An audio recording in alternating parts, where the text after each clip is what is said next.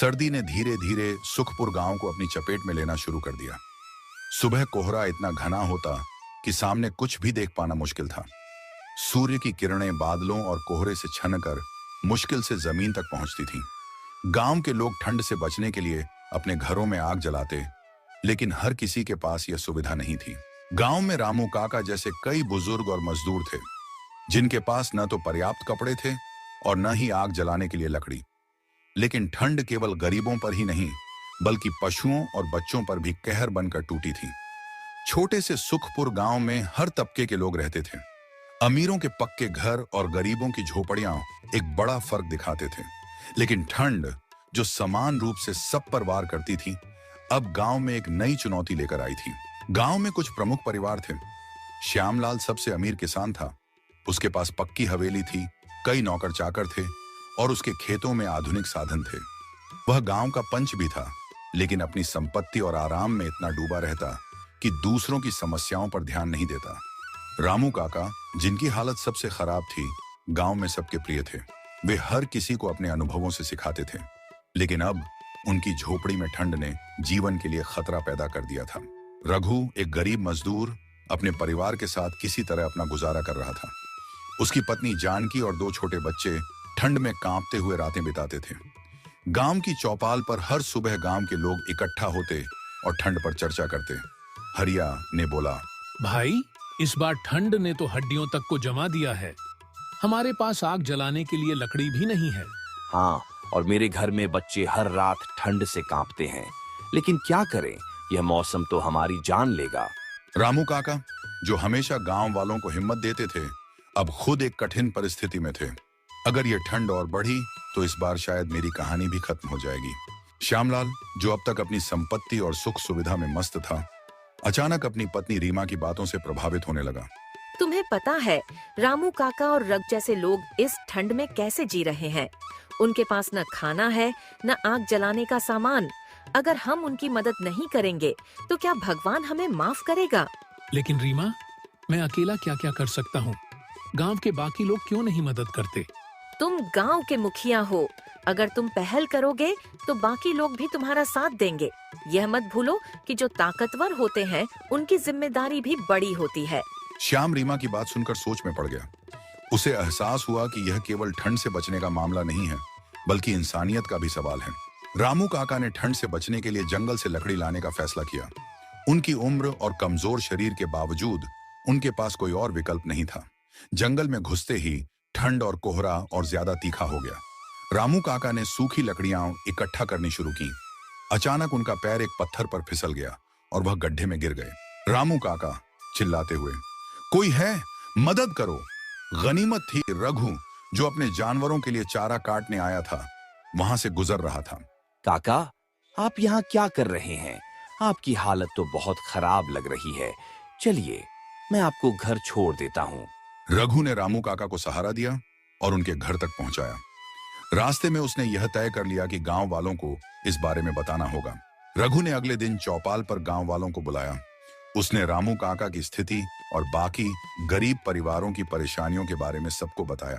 भाइयों, अगर हमने एक दूसरे की मदद नहीं की तो यह ठंड हमारे कई अपनों को छीन लेगी।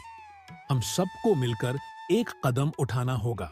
श्यामलाल, जो अब तक चुपचाप सुन रहा था, उठकर बोला, रघु सही कह रहा है। अगर हम अमीर लोग अपनी जिम्मेदारी नहीं समझेंगे तो कौन समझेगा? मैं सबसे पहले मदद के लिए आगे आता हूँ। श्यामलाल की इस पहल ने गांव वालों को प्रेरित किया। हर परिवार ने अपनी क्षमता के अनुसार लकड़ी, कंबल और खाना दान में दिया।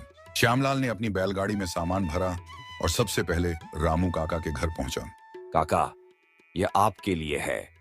अब आपको ठंड से परेशान होने की जरूरत नहीं है।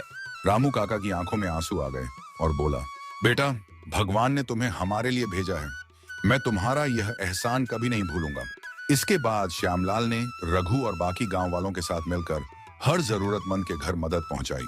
इस घटना के बाद सुखपुर में अमीर और गरीब के बीच का अंतर धीरे धीरे कम होने लगा। गांव वालों ने हर सर्दी से पहले एक अभियान शुरू किया, जिसमें हर घर से योगदान लिया जाता। अब सुखपुर केवल एक गांव नहीं, बल्कि मानवता का प्रतीक बन चुका था। श्याम गांव वालों से कहा, अगर हम सभी मिलकर काम करें तो कोई भी मुश्किल हमें हरा नहीं सकती। ये कहानी सिखाती है कि सच्ची ताकत एकजुटता में है।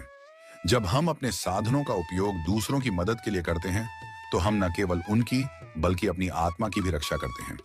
कहानी ठंड का कहर। एक सर्द रात की शुरुआत। सूरज ढल चुका था।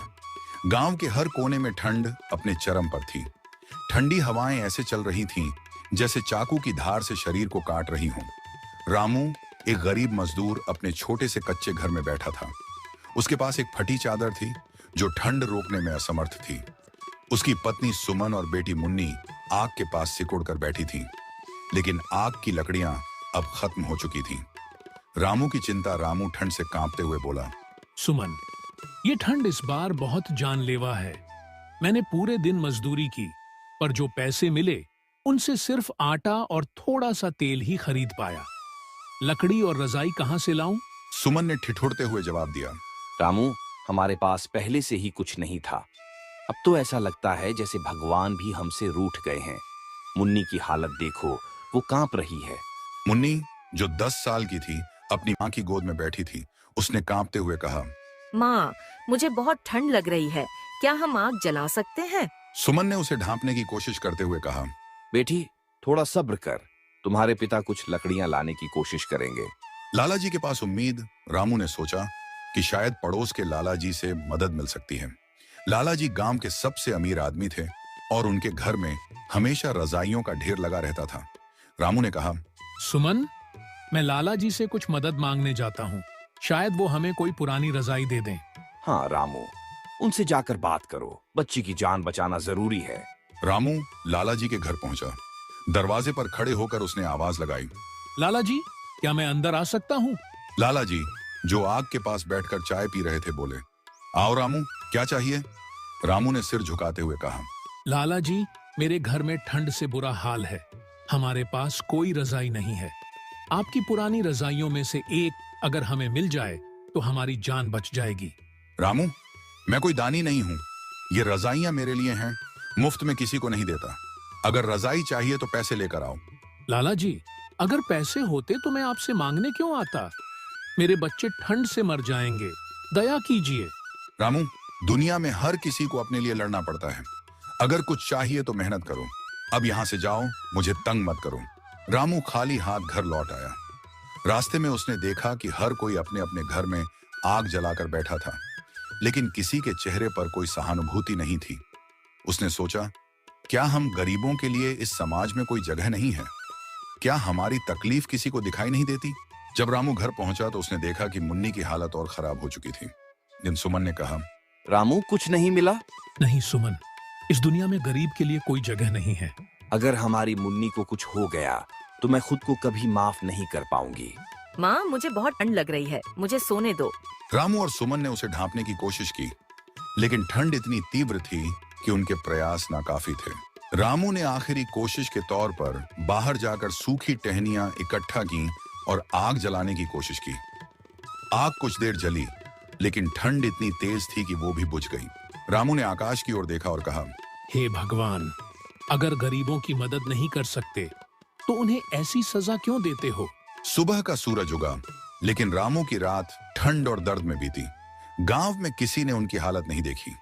इस कहानी में ठंड सिर्फ मौसम की क्रूरता नहीं है, बल्कि समाज की बेरुखी और अमीर गरीब के बीच की गहरी खाई को भी दिखाती है। यह कहानी हमें सोचने पर मजबूर करती है कि क्या हम वाकई एक इंसानियत भरे समाज में जी रहे हैं। कहानी गांव का परिचय और रामलाल का चरित्र। सुबह का समय था। सूरज धीरे धीरे पूरब से उठ रहा था। गांव के चारों ओर हरियाली फैली हुई थी। एक किनारे रामलाल अपने पुराने लेकिन मजबूत घर से बाहर निकले। उनके हाथ में हल था और उनकी आंखों में अनुभव और मेहनत की चमक। रामलाल गांव के सबसे पुराने किसानों में से एक थे। लोग उनकी ईमानदारी और मेहनत की तारीफ करते नहीं थकते थे। उनका बेटा रवि, जो अब 18 साल का हो चुका था, उनके साथ रहता था। पर रवि का स्वभाव अपने पिता से बिल्कुल अलग था। वह गांव के जीवन से ऊब चुका था। उसे खेतों की मिट्टी में कोई दिलचस्पी नहीं थी। वह बड़े शहर में जाने और आराम की जिंदगी जीने के सपने देखा करता था। गांव का माहौल शांत और सौहार्दपूर्ण था। यहाँ के लोग सादगी में खुश रहते थे। हर सुबह किसान अपने अपने खेतों की ओर निकलते, बच्चों के खेलने की आवाजें गूंजती और महिलाएं कुएं से पानी भरती। ये वही जगह थी जहां रामलाल ने अब पूरा जीवन बिताया था। रामलाल सुबह जल्दी उठकर खेत की तैयारी में जुट जाते, जबकि रवि देर तक सोता रहता।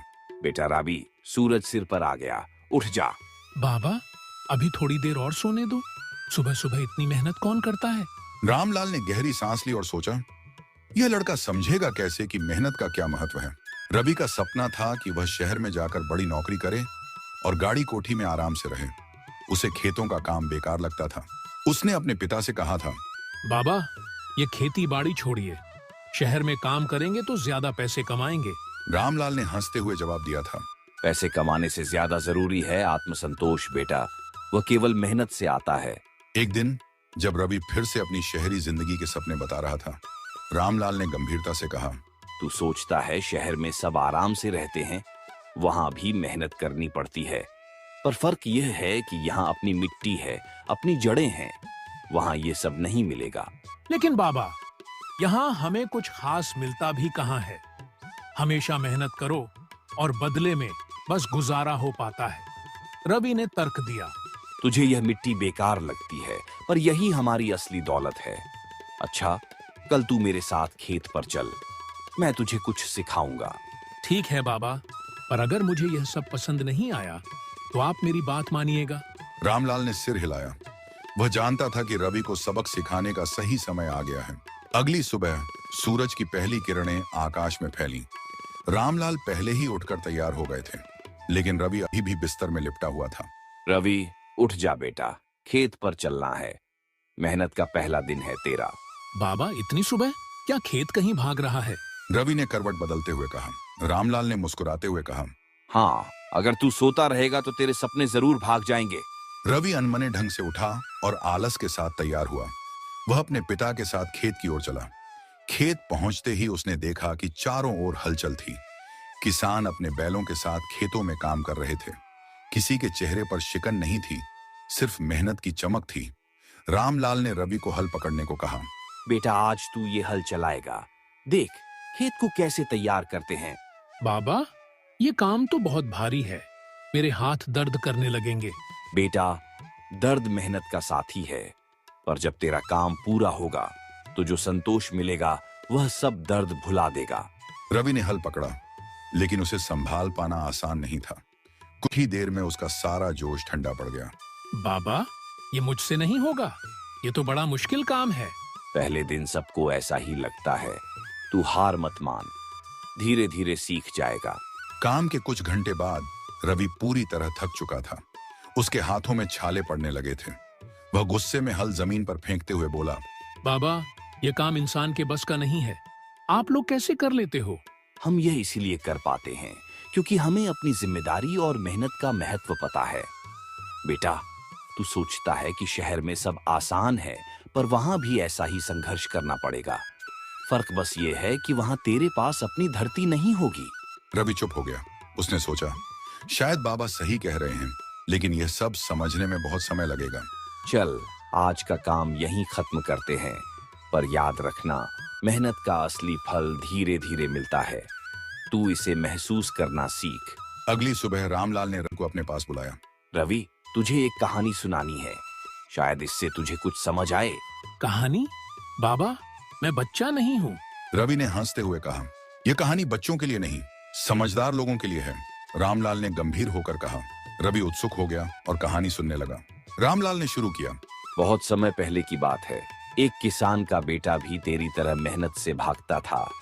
किसान ने कहा कि उसके खेत में एक खजाना दबा हुआ है। बेटा खुशी खुशी खेत खोदने लगा। उसने पूरा खेत खोद डाला, पर उसे कुछ नहीं मिला। तो वह खजाना कहाँ था? रवि ने तुरंत पूछा। खजाना उसकी मेहनत में छिपा था। खेत को इतनी अच्छी तरह खोदने के बाद जब उसने उसमें बीज बोए तो फसल सोने जैसी उगी। वही असली खजाना था। रवि यह सुनकर सोच में पड़ गया। उसने पूछा, क्या आप भी मुझे ऐसा ही कुछ सिखाने की कोशिश कर रहे हैं बाबा? शायद, रामलाल ने कहा। पर यह तो तुझ पर है कि तू इसे कब समझेगा। रवि खजाने की कहानी सुनने के बाद बेचैन हो गया। उसके मन में सवाल उठ रहे थे। बाबा, क्या हमारे खेत में भी ऐसा कोई खजाना हो सकता है? उसने उत्सुकता से पूछा।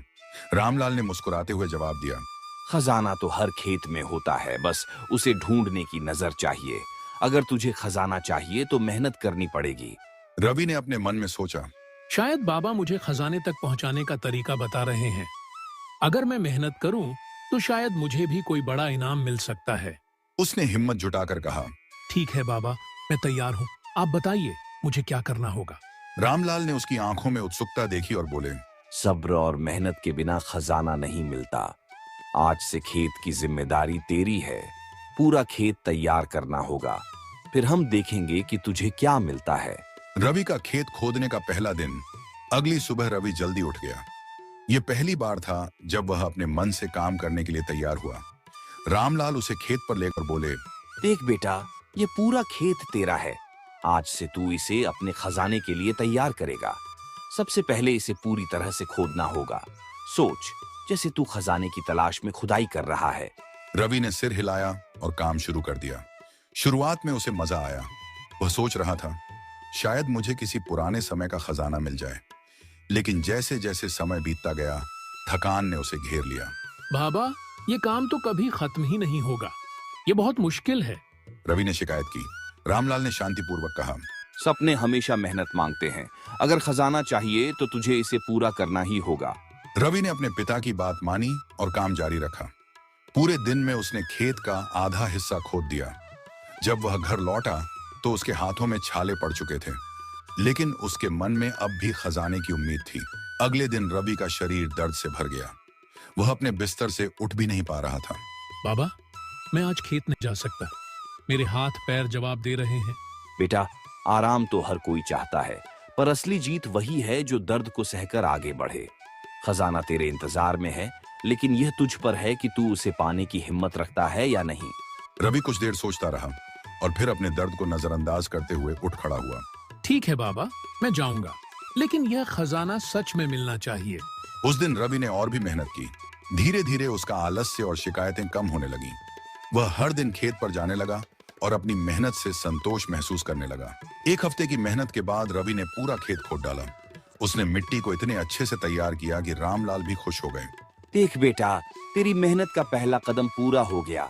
अब यहाँ बीज बोने की बारी है। लेकिन बाबा, खजाना कहाँ है? मैंने पूरा खेत खोद दिया, पर मुझे कुछ नहीं मिला। बेटा, खजाना यहाँ है, पर इसे पाने के लिए एक और कदम बाकी है। अब इसमें बीज बो और इंतजार कर कि यह तुझे क्या देता है। रवि समझने लगा कि मेहनत का फल धीरे धीरे मिलता है। वह अब बिना शिकायत काम करने के लिए तैयार था। तो दोस्तों, ऐसे ही मजेदार वीडियोस देखने के लिए हमारे चैनल एंटरटून्स को सब्सक्राइब करें और वीडियो को लाइक करना ना भूलें।